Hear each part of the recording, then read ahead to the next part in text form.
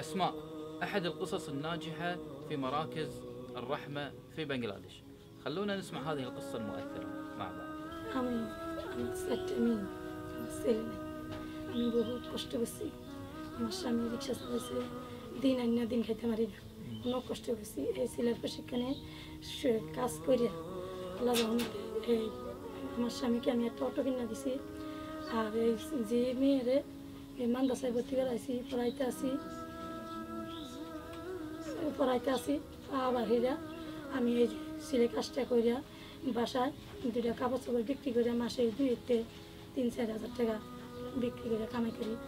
ওখানে আমার স্বামী অটো চালায় যে অনেকটু সুখে আছি। সুখে থাকি, আগে বহুত কষ্ট করছি, দুই চোখের পানি বুক ভেসে গেছে। কাঁদছি, আল্লাহর কাছে কইছি যে আল্লাহ তুমি দিয়ে আমরা দিয়েছেন, আমি সহ্য করছি কইরা। তারপরে যে সুখে থাকি, সুখে খাই। আমরা দোয়া করি হাতুড়িয়ে যে আল্লাহ বরকত দান করুক। আমরা